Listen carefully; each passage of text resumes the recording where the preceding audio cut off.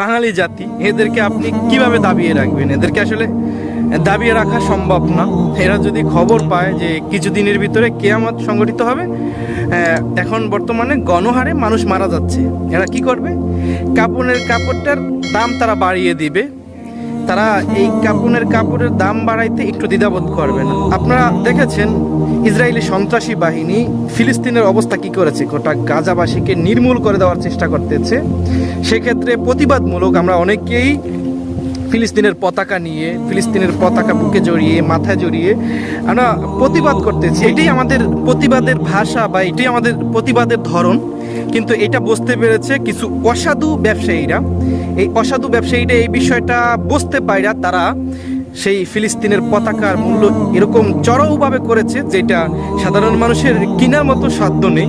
যেরকম 10 টাকার একটা পতাকা তারা বর্তমানে 50 টাকা বিক্রি করতেছে।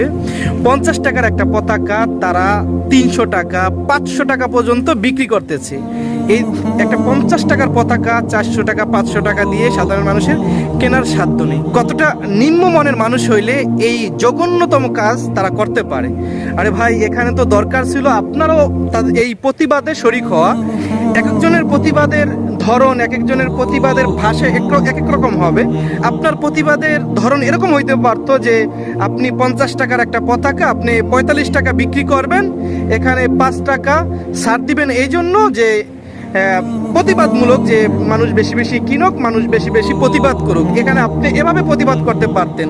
আপনি সেইটা না কইরা যেই পতাকাটা, যেই মাপের পতাকাটা বাংলাদেশের একটা পতাকা 50 টাকা, সেই মাপের সেই সেম কাপড়ের পতাকা আপনি বেচতেছেন 500 টাকা।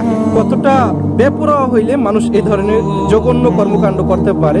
শুধু পতাকা না, টি শার্টগুলা যেগুলো ফিলিস্তিনের পতাকার প্রিন্ট বা আলাকসা মসজিদের প্রিন্ট যেই টি শার্টগুলো আছে, এই টি শার্টগুলোর মূল্য তারা অনেক বাড়িয়ে দিয়েছে। যেরকম আমি গত বছর একটা টি শার্ট কিনেছি, এই যে আমার পরনে যে টি শার্টটা, এই টি শার্টটা গত বছরে আমি কিনেছি, জার্সি কাপড়ের একটা টি শার্ট। আমার এই টি শার্টটা কিনতে 300 টাকা খরচ হয়েছে। এটা একটা জার্সি কাপড়ের টি শার্ট।